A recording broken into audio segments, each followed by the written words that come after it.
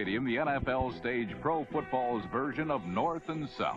And while the Cowboys have had much success this season, Washington wasn't exactly prepared to secede from the divisional race. The Redskins hit hard, but the Cowboys struck deep with Tony Hill, the NFL's top receiver, catching 7 passes for 136 yards.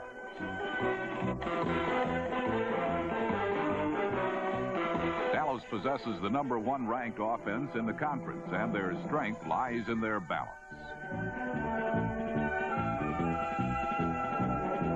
It is usually Tony Dorsett's uncanny moves which leave defenders in the dust. But on this day, his hands swept the Redskins off their feet. Dorsett scored his club record-tying 76th touchdown and gave Dallas a 13-0 advantage, which held until the opening moments of the fourth quarter, when Joe Theismann and Gary Clark, number 84, accounted for Washington's only points. While Clark is an asset to the Redskin offense, the blocking of tackle Dan McQuaid, number 60, proved to be a liability against number 77, Jim Jeffcoat. McQuaid's technique, as well as his footwork, allowed Jeffcoat to cash in on a team record 5 sacks.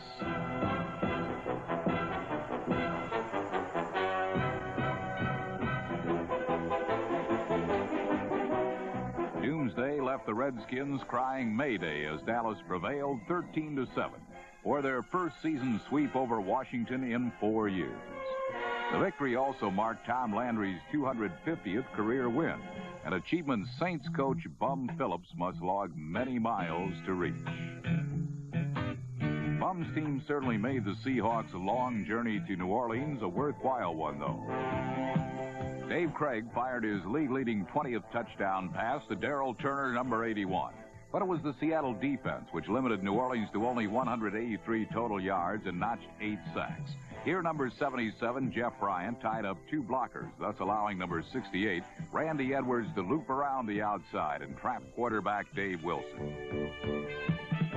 Whether using a stunt or a powerful arm under move by number 77, Bryant, Seattle shut down New Orleans. Seattle illustrated why their defensive dominance is a result of teamwork and opportunism.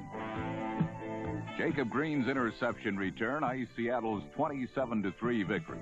Over their last 4 games, the Seahawks have allowed an average of only 8 points and appear to be hitting their stride toward the playoffs. The Saints have now dropped 5 straight, and Dave Wilson has lost his starting job. In Miami, the Dolphins hope to regain a foothold in the AFC East with the return of their mighty might with a magical move, Mark Duper, who had missed 7 games with a broken leg. He proceeded to celebrate his homecoming with the finest single-game performance by a receiver in team history.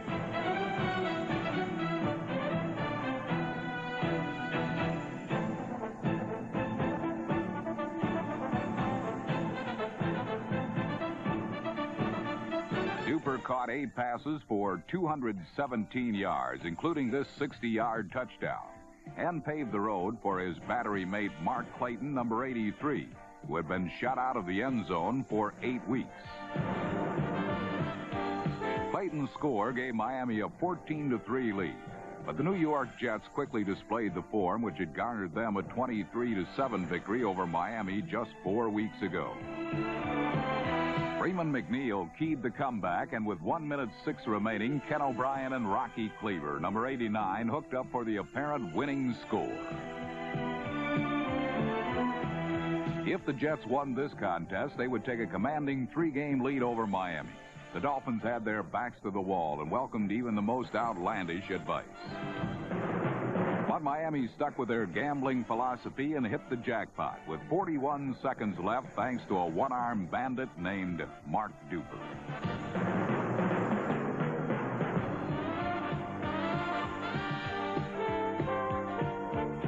With perhaps the most sensational catch of the year, Duper not only won the game, lifting the Dolphins over New York 21-17, he may also have salvaged their season, rekindling hopes of a division title. With their terrifying twosome back at full strength and the return of the team's confidence and poise, Miami may continue to write more amazing stories, with endings that not even Steven Spielberg could imagine. take over at quarterback for the winless Tampa Bay Bucks, ex-Steeler Terry Bradshaw had a predictable response. Preferring instead the comfort of the broadcasting booth, Bradshaw observed one source of the Bucks' frustration when tight end Jimmy Giles carried the ball like the proverbial loaf of bread and turned a long gain into a gift for the St. Louis Cardinals. But the Cards did little with the ball once they got it, as the Tampa Bay defense continually thwarted their efforts to sustain even a single scoring drive.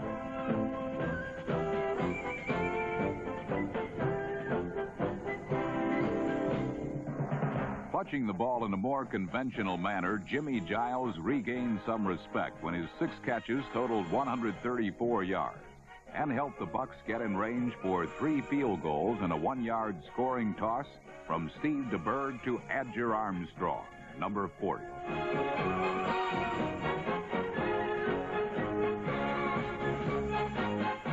The 16-0 win was Tampa Bay's first shutout in 6 years and their first victory of 1985.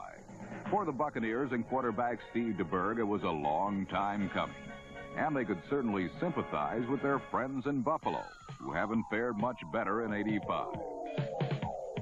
In an attempt to secure only their second win of the season, free agent quarterback Bruce Matheson made the first start of his 3-year career. Taking over for Vince Ferragamo, Matheson responded by leading the Bills in rushing with 54 yards and adding a touchdown.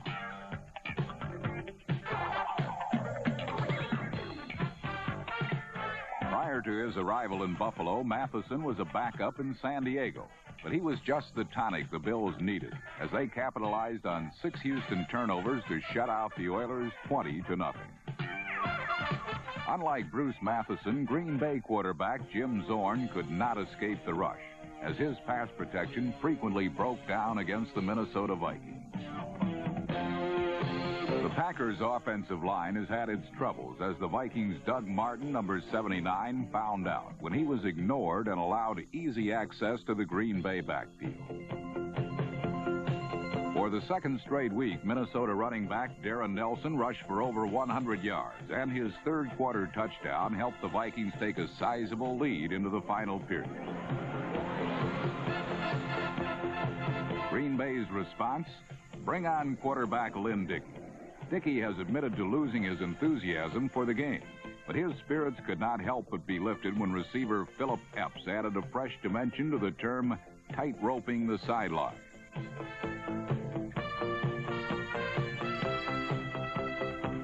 Epps stepped out at the 5, but the play served as a shot in the arm for the Packers, who scored 3 touchdowns in less than 5 minutes. The final score coming when safety Mark Murphy returned an interception 50 yards. And the Packers' 27-17 come-from-behind win, their first road win of the year.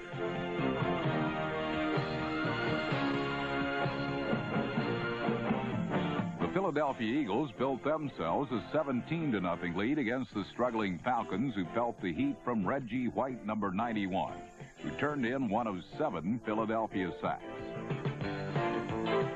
The Eagles, who have yet to score a point in the opening period all year, waited until period 2 to reach the end zone, when Leonard Mitchell, number 74, helped pave the way for Ernest Jackson's score, Philadelphia's first rushing touchdown by a running back in 1985.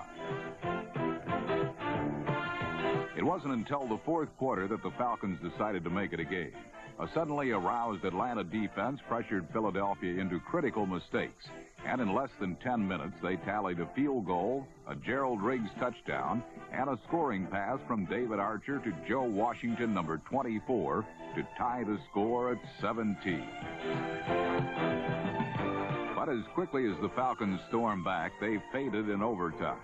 With the Eagles at their own 1-foot line, quarterback Ron Jaworski's pass to Mike Quick resulted in the longest scoring pass in NFL history, 99 2/3 yards. The Eagles' 23-17 win was their first ever in overtime, and even their record at 5-5, 2 games behind the first-place Cowboys and Giants in the NFC East. Undertaker, but his laid-back approach to coaching has breathed new life into the Patriots.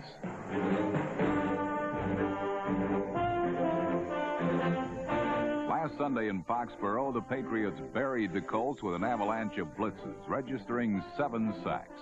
While this unit appears to be much improved, the New England offense is positively rejuvenated. Now the quarterback, Steve Grogan, is back in the limelight. Grogan hit on 2 touchdown passes, including this 19-yard shoestringer to Stanley Morgan. But the man most responsible for adding some zest to this otherwise one-sided contest was New England's Irving Fryer, number 80. By backtracking into the end zone with this kickoff, Fryer gave Indianapolis an easy 2-point safety. But while the former number 1 NFL draft pick may be shaky when it comes to the fundamentals of returning a kick, he has no such problem when it comes to retrieving a punt.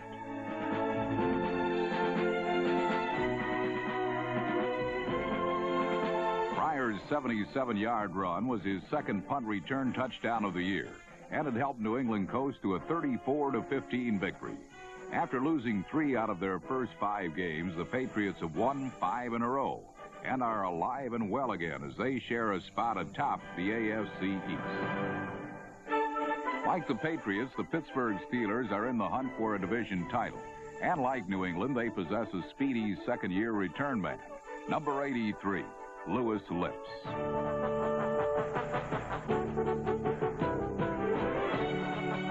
Lips' second punt return touchdown of the year solidified his status as one of the league's most electrifying young players. Something Chief rookie Jeff Smith, number 42, showed he has the potential to be.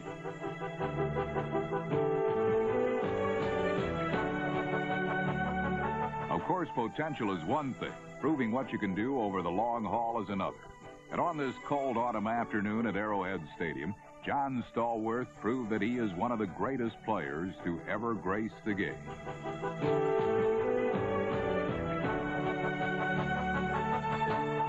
The 12-year veteran, who is the Steelers' all-time leading receiver, latched down to 7 passes for 126 yards and a touchdown, as Pittsburgh defeated Kansas City 36-28. Yes, indeed, John Stallworth's knees may be giving out on him, but he still knows how to hold on to the ball. At the opposite end of that spectrum, there is Giant quarterback Phil Simms. Turnovers and fumbles, especially on Simms' part, have plagued the Giants all season long. Yet number 11 has shown that he can be a crafty signal caller when he keeps a grip on the ball long enough to find an open receiver.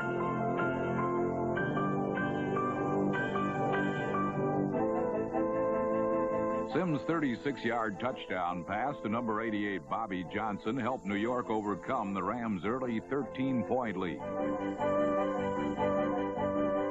The Giants were up 24-16 in the fourth quarter when the Rams, in the need of an Olympian effort to get back into the game, got one from their gold medal sprinter Ron Brown, number 89.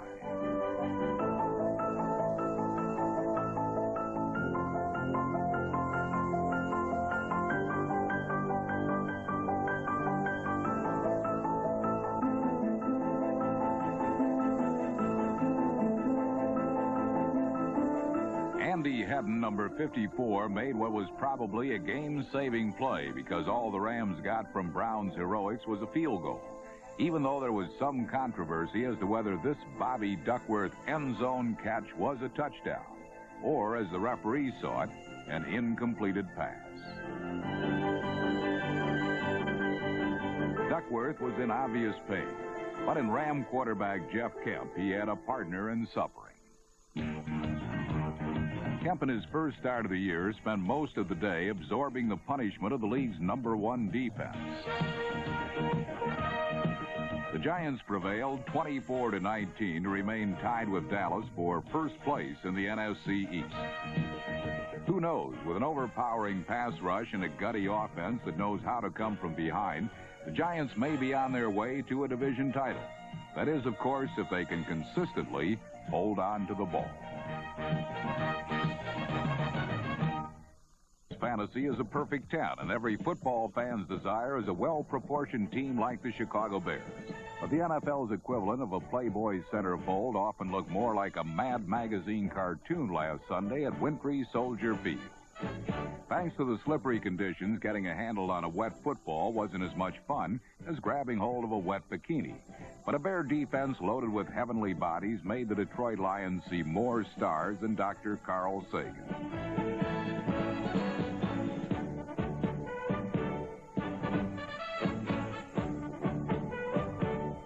It was the kind of a day when making a pass at Bo Derek would have been more successful than completing a pass into 20-mile-per-hour winds. So the Bears relied on a ground attack that racked up 250 yards against the NFL's worst rushing defense. The Bears' 24-3 win gave them a perfect 10-0 record and a virtually insurmountable 5-game lead in the NFC Central Division.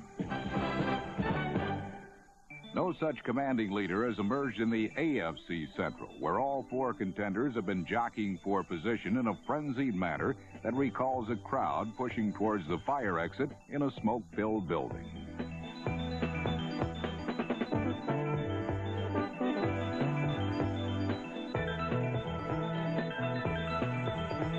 Last week at Riverfront Stadium, the Cleveland Browns had hoped to claw their way past the Cincinnati Bengals. And when number 44, Ernest Biner, took a Bernie Kosar pass into the end zone, the Browns were able to make it a 7-7 game in the early going.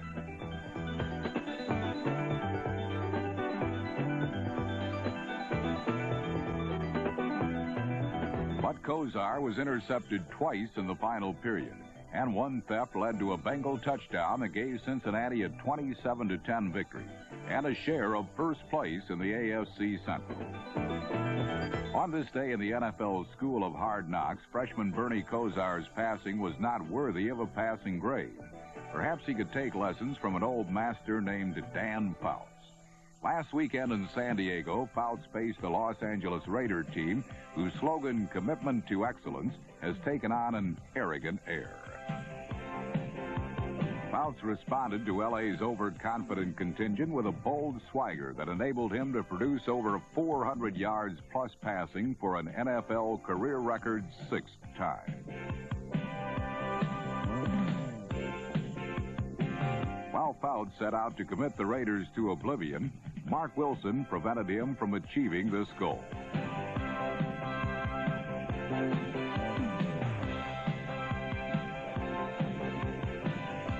In a seesaw battle that gave new meaning to the word one-upmanship, Fouts and Lionel James, number 26, erased a 20-13 Raiders lead in the third period. Charger receivers had no trouble holding on to Fouts' deftly thrown darts, but Charger defenders found it difficult to hold on to Jesse Hester, number 84. Hester put L.A. back on top 27-20, but in an offensive spectacle that featured more exciting performers than the night of 100 stars, San Diego's Gary Anderson was the next player to assume the spotlight.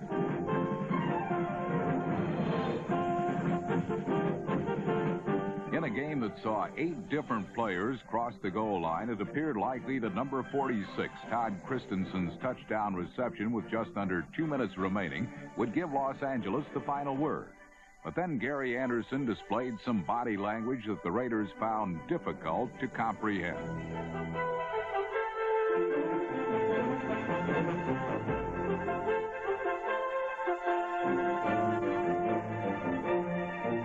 Anderson's 38-yard catch and carry was the key play of a drive that culminated in Fouts' 4th touchdown pass of the contest.